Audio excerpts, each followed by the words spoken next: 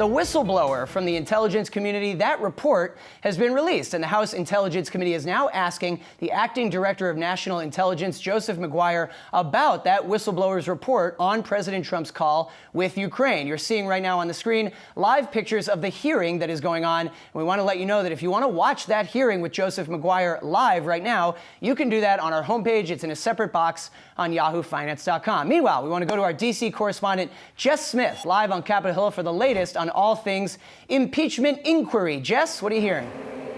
Well, this hearing has been going on for almost an hour now, and Joseph Maguire told lawmakers that this situation that we're in is unprecedented. And just before this hearing started, we got to look at that whistleblower complaint that is kind of at the center of this hearing today. And I want to read you part of this complaint. It starts out saying, "I have received information from multiple U.S. government officials that the President of the United States is using the power of his office to solicit interference from a foreign country in the 2020 U.S. election." Now, the whistleblower says in this complaint that he was not always a direct witness to these events, but he says multiple people told him about what happened.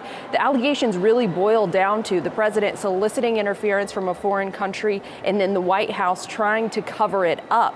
The whistleblower complaint says about 12 people were listening to that call, were witnesses to the call between President Trump and the president of Ukraine. And then he says that White House officials intervened to lock down the transcript of the call, which the whistleblower says indicated that White House officials knew how serious this situation was. Now, we have heard from the top Republican on this committee in the hearing today, and he says that this is a part of Democratic lawmakers' mania, he says, to overturn the 2016 election. He says that Democratic lawmakers, and he blames the media for ginning up a fake story, as he puts it. Now, Democratic lawmakers clearly see this very differently. Here's Chairman Adam Schiff in his opening remarks this morning.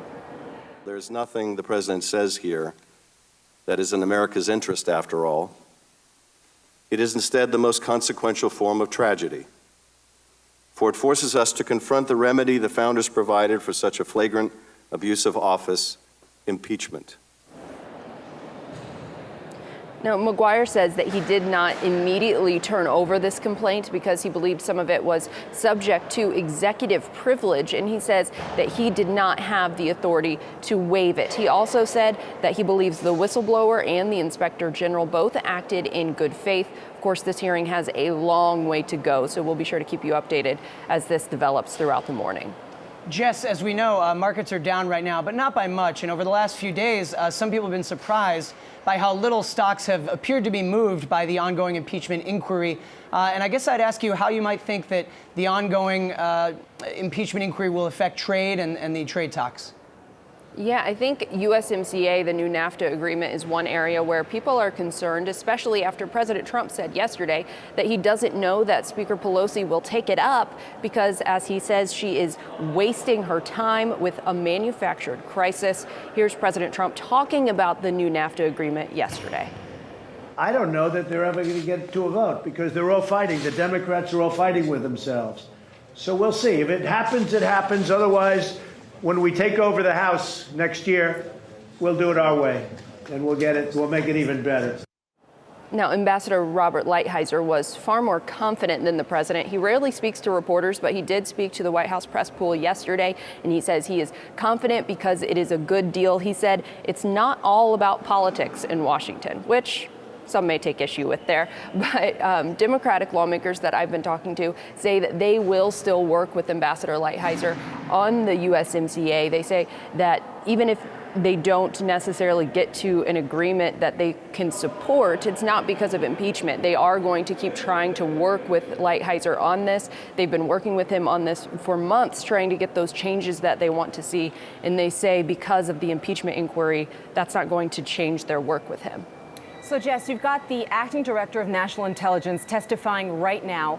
And what Democratic lawmakers want to know is why he refused to hand over that whistleblower report. So is there a possibility that he could have broken the law by refusing to give it sooner? He says, as I mentioned, that he was acting in accordance with the law because he couldn't waive executive privilege. Now, Democratic lawmakers are going to take issue with this. We've heard Chairman Schiff really push him on that, but that is what he is saying. Why he didn't release it sooner was because of that executive privilege. He said once the White House released that transcript, and then once they had the declassified report, the complaint, they were able to release it. But that's the reasoning he's giving right now. But I expect lawmakers to continue to push him on that.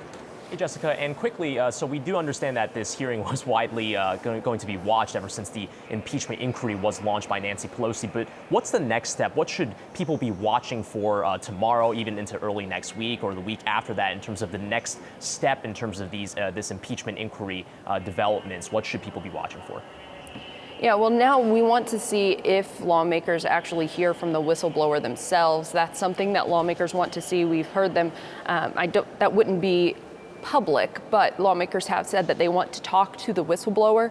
They also want to talk to more witnesses that were mentioned in the complaint. They want to look at more documents. So I think this investigation will just continue. And these investigations have been going on now for months since Democratic lawmakers took the majority in Congress. So that's going to continue. And I think now that Speaker Pelosi has officially called this an impeachment inquiry, things are just going to speed up here on Capitol Hill.